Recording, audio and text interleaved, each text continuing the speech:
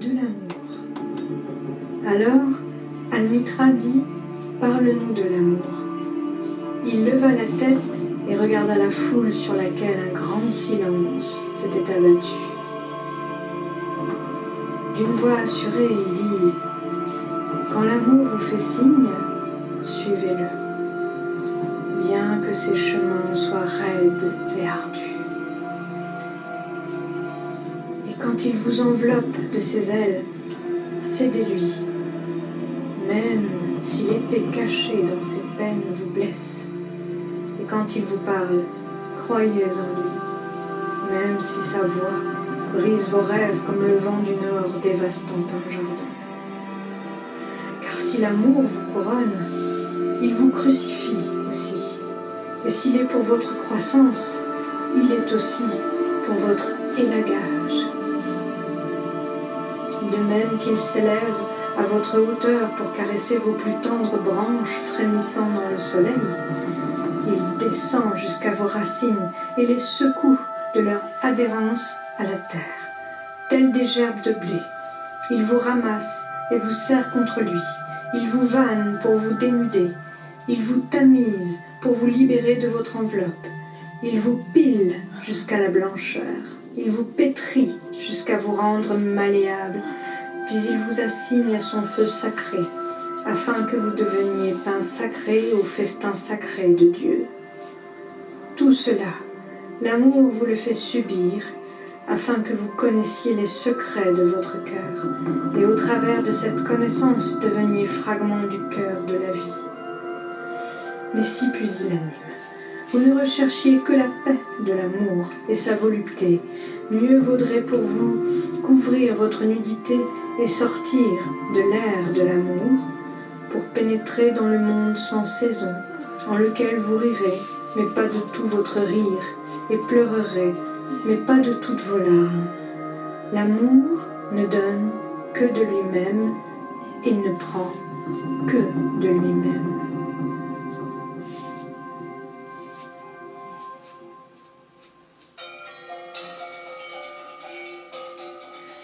L'amour ne possède pas et ne saurait être possédé, car l'amour suffit à l'amour.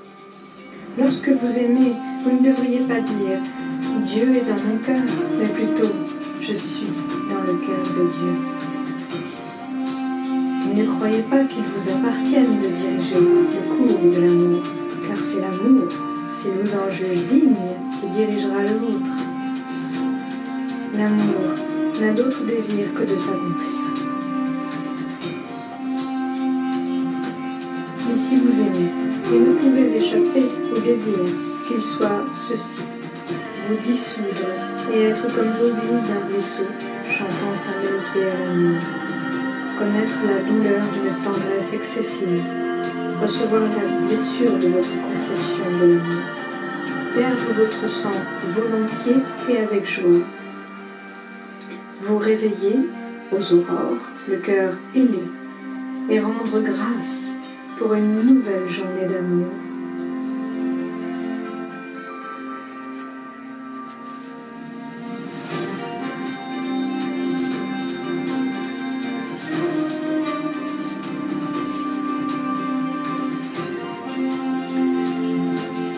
Vous reposez à l'heure du méridien et méditez l'extase de l'amour.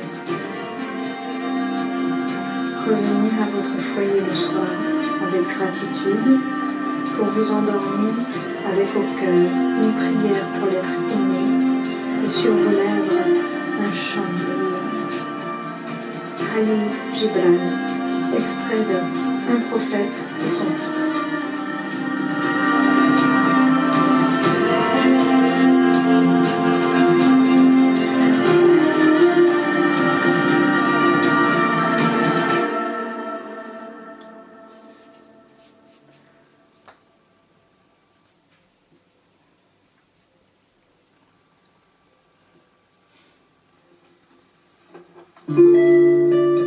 Texte numéro 2. Au mois de septembre de l'année 2013, à Langrune-sur-Mer, j'ai écrit « Osiris et Isis en soi, Ma mémoire et certains de mes souvenirs étaient comme un puzzle éparpillé dont il manquait des pièces. Mais je les ai retrouvés.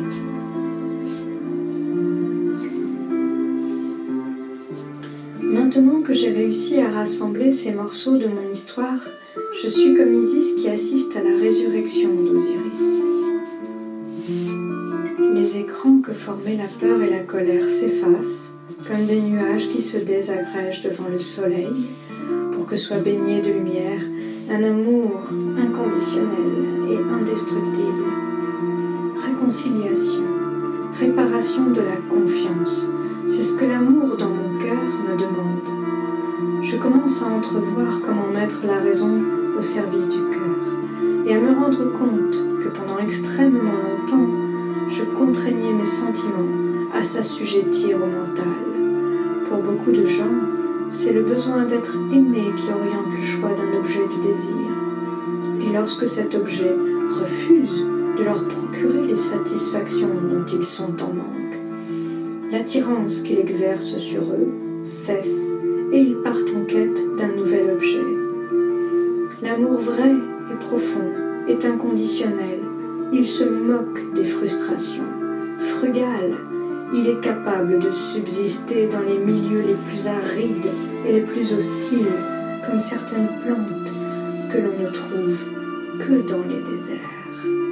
Aimer n'est pas un combat, un vœu, un rêve, c'est un art de vivre.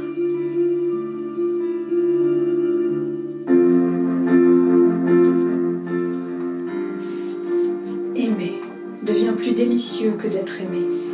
Aimer devient plus fort et plus important que d'être aimé.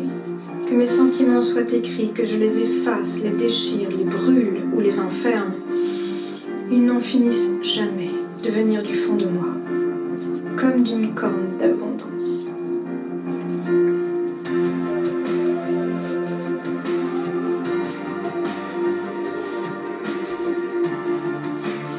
L'amour rencontre des peurs qu'il traverse sans que cela ne l'affecte, qu'il soit perceptible par ma conscience ou pas. Il est là. Aimer sans perdre la raison et raisonner sans que l'amour ne s'efface est possible. Mon cœur sait, perçoit, a cette faculté spéciale que mon esprit n'a pas.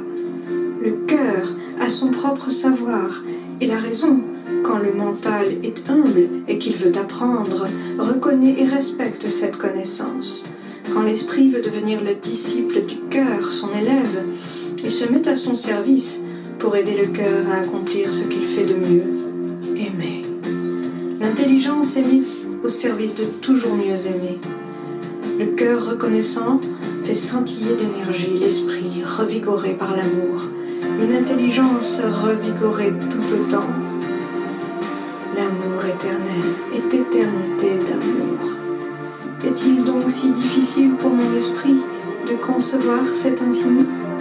L'amitié et l'amour abolissent le temps. Hier, c'était tout à l'heure, il y a 5 ans, 20 ans, 40 ans, qu'importe. Même absent, les êtres aimés ne nous quittent jamais. Hier et demain forment aujourd'hui.